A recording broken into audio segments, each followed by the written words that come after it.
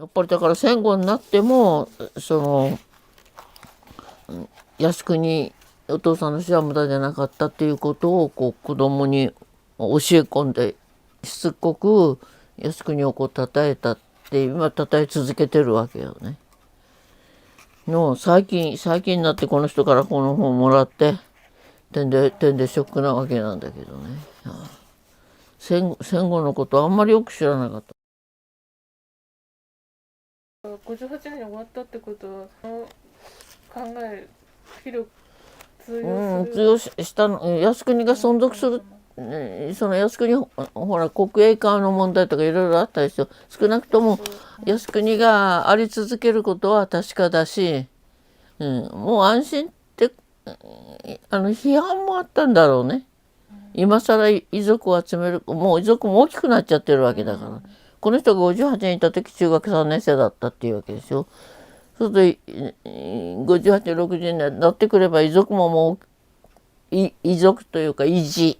も大きくなってるわけだし、そう簡単に集めてどっか連れていくってわけには参拝ってことはできなかったんじゃない。私が戸惑ったのは直接のことじゃなくてね、1950年に私は教師になってるわけだけど、50年から60年の間っていうのは学習指導料が試案だったわけね、試みの案だから非常に自由に教育できたわけだ。でずっと私は60年までの間っていうのは非常にいい時代だったって言って、学校楽しかったよってずっと言ってるわけだ。だけどその時にこういうことは行われていたわけだし、その時代に私がなんとなく手腕だからいいなと思ってる時代に、教育職は、やっぱりいいもんだと言われてみたり、もう一回復活しようと言われてみたり、日本憲法は改めなきゃいけないとか、教育基本法も改めなきゃいけないっていう運動がものすごくあったわけでしょ。その戦後も教育職はいいもんでもう一回やろうかって。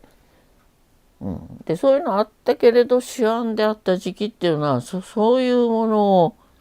結構跳ね返せたっていうか気にしなかったし、それからなんかね、子供もグルになってたような気がするの。なんかね、手の手言ってもいなくてもいいよねあんなのはっていうようなことを平気でやっぱり子供と一緒に言った覚えがあるわけです。だから子供も仲間だったから平気で、戦争って嫌だねお父さん戦死しちゃうもんねって言って靖国に否定できたわけよ、その時代は。気安くその50年代は良かったっていうのは言えないんだというのを今ひしひしと感じてるわけだ。